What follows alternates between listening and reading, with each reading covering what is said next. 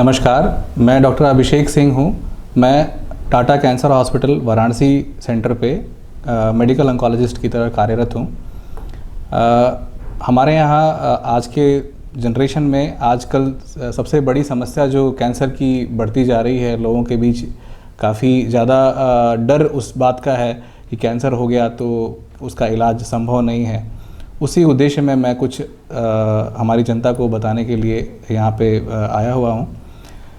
Cancer एक incurable disease है, but वो जब एडवांस स्टेज में होता है तब वो इनक्योरेबल है। अगर अर्ली स्टेज में अगर उसका हम पता लगा पाते हैं तो उसको हम पूरी तरह से ठीक करने का प्रयास कर सकते हैं और वो पूरी तरह से ठीक भी हो सकता है। इसी उद्देश्य से हर साल के अक्टूबर महीने में breast cancer awareness month celebrate किया जाता है, जिसके बारे में मैं आपको बताना चाहता हूँ। जो ब्रेस्ट कैंसर है वो महिलाओं में होने वाला दूसरा सबसे बड़ा कैंसर है। हमारे देश में जहाँ पे हाइजीन एक बहुत बड़ा इशू है, वहाँ पे सर्वाइकल कैंसर बहुत ज़्यादा कॉमन होता है। सेकंड जो कॉमन कैंसर जो महिलाओं में होता है वो होता है ब्रेस्ट कैंसर। ब्रेस्ट कैंसर अगर एडवांस स्टेज में पता लगता है तो वो इनक्योरेबल है, और if it is diagnose in early stage, अगर जल्दी स्टेज में पता लगता है तो वो क्यूरेबल है। हमारे देश में सबसे बड़ा कारण जो एडवांस स्टेज में महिलाओं का हमारे पास आना है इस कैंसर को लेकर के, उसका कारण ये है कि एक तो इग्नोरेंस है, लोगों के अंदर इग्नोरेंस है, अपने स्वास्थ्य के लिए वो इतने सतर्क, इतने जागरूक नहीं हैं। और दूसरी सबसे बड़ी वजह है कि सोशल स्टिग्मा है, वो डर है और वो एक शर्म है लोगों के बीच में। जो महिलाएं हमारी माताएं बहनें हैं वो अपने बीमारी को छुपाती हैं और सबको, अपने घर के जो पुरुष वर्ग है उनको भी नहीं बता पाती हैं। तो इसी उद्देश्य से उस अवेयरनेस को बढ़ाने के लिए अक्टूबर महीने में ये ब्रेस्ट कैंसर अवेयरनेस मंथ को हम सेलिब्रेट करते हैं। उसमें हम जगह जगह रैलियां करते हैं, जगह जगह हम उनको ये कैंसर के बारे में जागरूक करते हैं और कैंप्स भी करते हैं। फ्री मतलब जो महिलाएं होती हैं उनका हम स्क्रीनिंग कैंप भी करते हैं। तो उसमें हम ये सुझाव देते हैं कि कैसे महिलाओं को जल्दी अवस्था में इस बीमारी के बारे में पता लग सकता है। अगर उनको कोई स्तन में गांठ होता है जो कि कुछ दिनों से है और वो अब उसका जो आकार है वो बढ़ रहा हो, या घाव उसके अंदर हो रहा हो, या कोई दर्द बढ़ रहा हो, या कोई भी उसके अंदर उसकी रचना के अंदर कोई भी चेंज आ रहा हो, तो उनको डॉक्टर के पास उसको जा कर के दिखाना चाहिए। तो हम हमेशा यही कहते हैं, हम जब कैंसर अवेयरनेस प्रोग्राम्स करते हैं तो उसमें हम यही बताते हैं कि आपको खुद का ब्रेस्ट का एग्जामिनेशन करना चाहिए, सेल्फ ब्रेस्ट एग्जामिनेशन जिसको बोलते हैं। कुछ उसमें डाउटफुल है तो हम उनको रेकमेंड करते हैं कि मैमोग्राफी, जो कि एक तरह का एक्सरे है, जो कि बिना किसी चीर फाड़ के किया जा सकता है और बहुत ही प्राथमिक जांच है ब्रेस्ट कैंसर के बारे में पता लगाने के लिए, उसको हम मैमोग्राफी बोलते हैं। वो हम सलाह देते हैं, और उसके अंदर अगर कुछ एबनॉर्मल दिखता है तो हम उसको फिर बायोप्सी करने की सलाह अपने पेशेंट्स को देते हैं।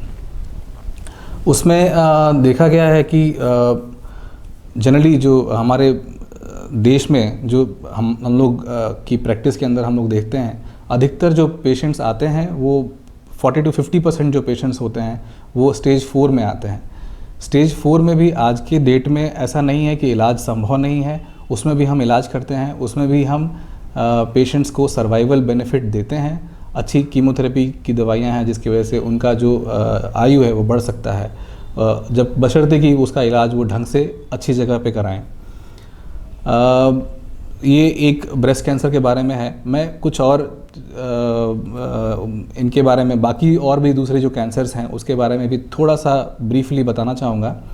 जैसे कि सर्वाइकल कैंसर, जो कि महिलाओं में होने वाला सबसे बड़ा कैंसर है हमारे देश में, वो उसमें महिलाओं को कुछ भी वाइट डिस्चार्ज होना या ब्लड आना और भूख ना लगना, पेट में कोई दर्द होता है या कुछ ऐसी और भी परेशानी होती है, तो वो उनको हमको दिखाना चाहिए। उसमें एक हम पैप स्मीयर की जांच करते हैं, जिससे ये पता लगता है कि कोई कैंसर सेल्स शेड तो नहीं हो रहा, निकल तो नहीं रहा। उसके अलावा जो हमारे देश में कॉमन कैंसर में एक है जो पुरुषों में होता है, वो होता है हेड नेक कैंसर, जो मुंह का कैंसर है।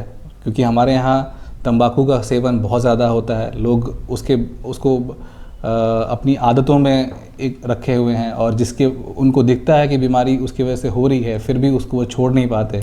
उसके व्यसन में वो इतने ग्रसित हैं कि वो नहीं छोड़ पाते। और हमारे पास वो फिर उसके बाद डर होता है कि कहीं कैंसर हो गया तो हमको अब इसका इलाज नहीं हो पाएगा, और फिर वो अर्ली स्टेज में ना आकर के लेट स्टेज में आते हैं। हमारे यहाँ ये कॉमन देखा जाता है कि पेशेंट्स जो आते हैं उनको मुंह में कैंसर हुआ, मुंह में छाला हुआ, और साथ में गले में भी गांठ हो गई, और उसका इलाज वो नहीं करा पाते हैं। तो ये एक कैंसर है जिसके लिए अगर वो पेशेंट हमारे पास आए, उसका बायोप्सी करके हम उसका इलाज कर पाएँ। दूसरा एक जो कॉमन कैंसर हम जनरली देखते हैं वो होता है लंग का कैंसर, फेफड़े का कैंसर। उसमें खांसी आना, वेट कम होना, खांसी के साथ बलगम निकलना या खून आना, ये उसके अर्ली सिम्टम्स में आते हैं। जो बॉल ब्लैडर का डिस्टर्बेंस है वो भी एक वार्निंग साइन है एक तरह से। अगर किसी का लैट्रिन कभी पतला हो रहा है, कभी ज़्यादा हो रहा है, वेट लॉस हो रहा है, और खून आ रहा है लैट्रिन के साथ में, या पेशाब में कुछ खून आ रहा है, तो वो जनरली एक वार्निंग साइन है कि जिनको आकर के हमको कैंसर के स्पेशलिस्ट को दिखाना चाहिए। बच्चों में होने वाला कैंसर जिसको हम ट्रीट करते हैं वो ल्यूकीमिया और लिम्फोमास हैं, वो काफ़ी कॉमन है। और बच्चों में होने वाला जो कैंसर है वो बिल्कुल ठीक होने वाला कैंसर है। इसलिए मेरी आप सबसे गुजारिश है कि जो अगर बच्चों में कोई भी ऐसा वार्निंग सिम्टम्स दिखे, कोई गांठ दिख रही हो गले में, या कोई उनको बुखार ठीक नहीं हो रहा है काफ़ी दिनों से, उनका वेट लॉस हो रहा है, या उनको कोई गांठ है शरीर के अंदर जो कि शरीर में साइज़ में बढ़ रहा है, इंक्रीज़ हो रहा है, तो जनरली आपको किसी नज़दीक के कैंसर स्पेशलिस्ट को ज़रूर दिखाना चाहिए। क्योंकि बच्चों का कैंसर अच्छे रिस्पॉन्स करने वाले कैंसर्स हैं, वो बिल्कुल ठीक होने वाले कैंसर्स हैं। और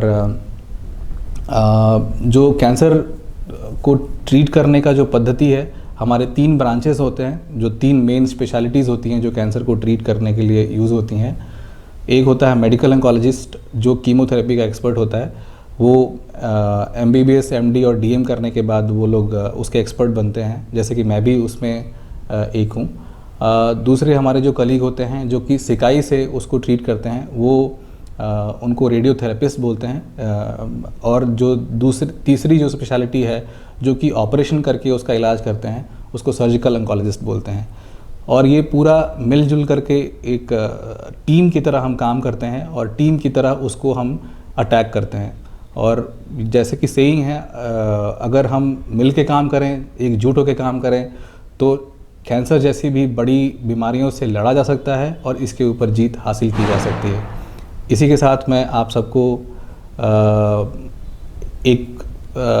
अपनी जो मन की बात है वो बताना चाहता हूँ कि अगर कोई भी ऐसा आपको लक्षण दिख रहा है, आपको लग रहा है कि आपको कोई तकलीफ़ है, तो आप अपने नज़दीक के किसी डॉक्टर को दिखाइए। अगर आपको लग रहा है कि कोई कैंसर संबंधित कोई लक्षण दिख रहे हैं, तो आपके फिजिशियन से बात करके, जो आपके घर के पास, आपके शहर में जो उसके स्पेशलिस्ट हों, जो उसके एक्सपर्ट हों, उनके पास जा कर के ज़रूर इलाज कराएं। धन्यवाद।